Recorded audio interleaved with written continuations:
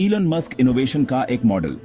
Elon Musk एक visionary entrepreneur हैं जिन्होंने इनोवेशन को अपना मंत्र बनाया है। उन्होंने इलेक्ट्रिक व्हीकल्स, स्पेस एक्सप्लोरेशन और आर्टिफिशियल इंटेलिजेंस जैसे इंडस्ट्रीज में रेवोल्यूशन लड़ी है। मस्क की सफलता का राज है उनका हद से आगे बढ़ने का जज्बा और पुरानी सोच को चैलेंज करने का हौसला। वो दुनिया भर में एस्पायरिंग एंटरप्रेन्योर्स और इनोवेटर्स की एक पूरी जनरेशन को इंस्पायर करते हैं। उनकी कहानी इंडिया के लिए बहुत वैल्यूएबल लेसन्स देती है, खासकर जब इंडिया एक टेक्नोलॉजिकल पावर हाउस बनने की कोशिश कर रहा है। मस्क का सफर ह्यूमन एम्बिशियस गोल सेट करने की इंपॉर्टेंस बताता है। उन्होंने बड़े सपने देखने की हिम्मत की और अपने विजन्स को बिना रुक परस्यू किया। टेस्ला और स्पेसएक्स जैसे उनके वेंचर्स ने अपने रिस्पेक्टिव इंडस्ट्रीज को बढ़ाल कर रख दिया है। मस्क का सस्टेनेबल एनर्जी और स्पेस एक्सप्लोरेशन पे फोकस इंडिया की अपनी एस्पिरेशन से मेल खाता है। इंडिया मस्क की इनोवेशन और टेक्नोलॉजी की अप्रोच से बहुत कुछ सीख सकता है। बोल्ड आइडियाज को अपनाकार और एंटरप्रेन्योरशिप की कल्चर को बढ़ावा देकर इंडिया अपनी सक्सेस स्टोरीज खुद लिख सकता है। अगला सेक्शन इंडिया की आर्टिफिशियल इंटेलिजेंस और सैटेलाइट टेक्नोलॉजी में प्रगति पे रोशनी डालेगा। इंडियाज टेक्नोलॉजिकल लीप एआई और सैटेलाइट टेक्नोलॉजी को अपनाना। इंडिया टेक्नोलॉजी में एक ग्लोबल प्लेयर के रूप में तेजी से उभर रहा है। देश ने आर्टिफिशियल इंटेलिजेंस और सैटेलाइट टेक्नोलॉजी में काफी तरक्की की है। प्रधानमंत्री नरेंद्र मोदी का डिजिटल इंडिया का विजन आईएसएस बदलाव में बहुत इंपॉर्टेंट रहा है।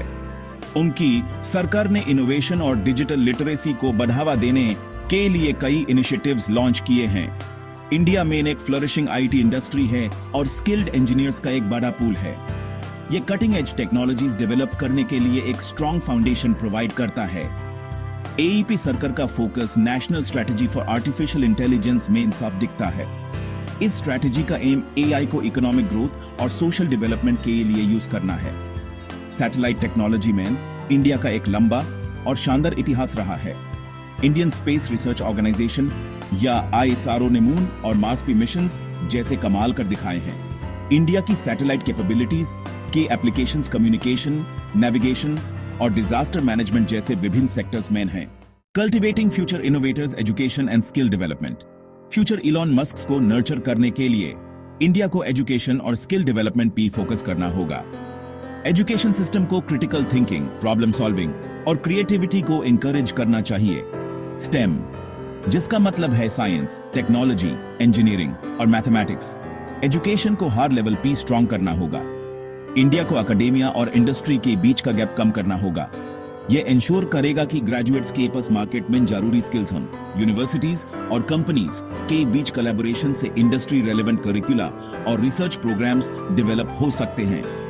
स्किल डेवलपमेंट प्रोग्राम्स को एआई और सैटेलाइट टेक्नोलॉजी जैसी इमर्जिंग टेक्नोलॉजीज की डिमांड्स के हिसाब से टेलर करना चाहिए। सरकार इंडिविजुअल्स और ऑर्गेनाइजेशंस को अपस्किल और रिस्किल करने के लिए इंसेंटिव्स प्रोवाइड करने में एक महत्वपूर्ण रोल निभा सकती है। ऑनलाइन लर्निंग प्लेटफॉर्म्स भी क्वालिटी एजुकेशन को सभी के लिए एक्सेसिबल बनाने में एक क्रूशियल रोल निभा सकते हैं। Section 4, fostering a thriving ecosystem.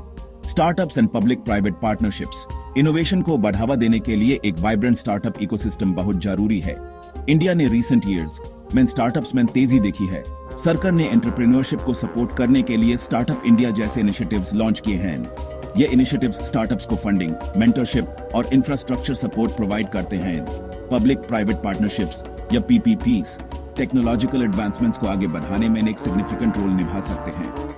PPP सरकार और प्राइवेट सेक्टर की एक्सपर्टीज और रिसोर्सेज को एक साथ लाते हैं। आईएसएस कोलैबोरेशन से लार्ज स्केल प्रोजेक्ट्स और इनिशिएटिव्स डेवलप हो सकते हैं। इंडिया को एक ऐसा एनवायरनमेंट क्रिएट करना होगा जो रिस्क टेकिंग और एक्सपेरिमेंटेशन को इनकरेज कर।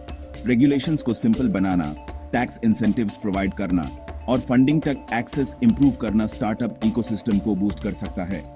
एक्सपीरियंस्ड एंटरप्रेन्योर्स को एस्पायरिंग इनोवेटर्स से कनेक्ट करने वाले मेंटरशिप प्रोग्राम्स भी बेनिफिशियल हो सकते हैं। Section 5, propelling economic growth, the impact of AI and satellite technology on India's GDP. AI और सैटेलाइट टेक्नोलॉजी में इंडियन इकोनॉमी को बढ़ाने की क्षमता है। ये टेक्नोलॉजीज टास्क्स को ऑटोमेट कर सकती हैं, एफिशिएंसी इंप्रूव कर सकती हैं और नए अपॉर्चुनिटीज क्रिएट कर सकती हैं। एआई पावर्ड सॉल्यूशंस को हेल्थ केयर, एग्रीकल्चर और मैन्युफैक्चरिंग जैसे सेक्टर्स में अप्लाई किया जा सकता है। सैटेलाइट टेक्नोलॉजी फार्मर्स को वेदर पैटर्न्स, सोइल कंडीशंस और क्रॉप हेल्थ की रियल टाइम डेटा प्रोवाइड करके एग्रीकल्चर में रेवोल्यूशन ला सकती है। आईसीएस से प्रोडक्टिविटी बढ़ सकती है और लॉसेस कम हो सकते हैं। हेल्थ केयर में टेलीमेडिसिन, सैटेलाइट कम्युनिकेशन का यूज करके रिमोट एरियाज को quality medical care tech access provide कर सकता है। एआई और सैटेलाइट टेक्नोलॉजी को अडॉप्ट करने से नई जॉब्स क्रिएट हो सकती हैं और इकोनॉमिक ग्रोथ को बूस्ट मिल सकता है। एक्सेंचर की एक स्टडी के मुताबिक एई अकेले हाई 2035 तक इंडिया की इकोनॉमी में $957 बिलियन जोड़ सकती है। इन टेक्नोलॉजीज में इन्वेस्ट करके इंडिया अपनी ग्लोबल कम्पिटिटिवनेस को एनहांस कर सकता है और डिजिटल इकोनॉमी में एक लीडर बन सकता है। Section 6, overcoming challenges, navigating the path to technological supremacy. India ने काफी तरक्की की है, लेकिन टेक्नोलॉजिकल सुप्रीमेसी की रेस में यूज अभी भी चैलेंजेस का सामना है। एक बड़ा चैलेंज है डिजिटल डिवाइड। रूरल एरियाज में टेक्नोलॉजी और इंटरनेट कनेक्टिविटी टेक एक्सेस अभी भी लिमिटेड है। इंक्लूसिव ग्रोथ के लिए ईएसएस डिवाइड को खत्म करना बहुत जरूरी है। दूसरा चैलेंज है एडिक्वेट इंफ्रास्ट्रक्चर की कमी। इंडिया को रोबस्ट डिजिटल इंफ्रास्ट्रक्चर बनाने में इन्वेस्ट करने की जरूरत है, जिसमें high speed internet, data centres और साइबर सिक्योरिटी सिस्टम शामिल हैं। इसके लिए सरकार और प्राइवेट सेक्टर दोनों को सिग्निफिकेंट इन्वेस्टमेंट करनी होगी। एई से जुड़ एथिकल कंसिडरेशंस भी इंपॉर्टेंट हैं। इंडिया को एई के रिस्पॉन्सिबल डेवलपमेंट और डिप्लॉयमेंट को इंश्योर करने के लिए फ्रेमवर्क्स और रेगुलेशंस डेवलप करने की जरूरत है। इसमें जॉब डिस्प्लेसमेंट, प्राइवेसी और एल्गोरिथम्स में बायस जैसी चिंताओं को एड्रेस करना शामिल है। Section 7, India a future technological power house. India में एक ग्लोबल टेक्नोलॉजिकल पावर हाउस बनने की क्षमता है। देश में यंग और ग्रोइंग पॉपुलेशन है, एक फ्लरिशिंग आईटी इंडस्ट्री है और एक सपोर्टिव गवर्नमेंट है। एजुकेशन, इनोवेशन और इंफ्रास्ट्रक्चर पे फोकस करके इंडिया अपनी टेक्नोलॉजिकल एस्पिरेशंस को अचीव कर सकता है।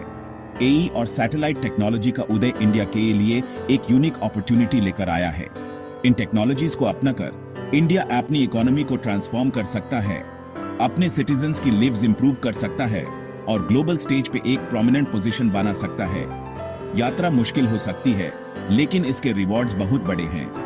टेक्नोलॉजिकल सुपर पावर बनने की तरफ इंडिया की यह यात्रा उसकी रेजिलियंस, इंजेन्युइटी और अपनी पोटेंशियल पे अनवेवरिंग बिलीफ को दर्शाती है। एक शेयर्ड विजन और कलेक्टिव एफर्ट से इंडिया पॉसिबिलिटीज से भरे फ्यूचर को अनलॉक कर सकता है।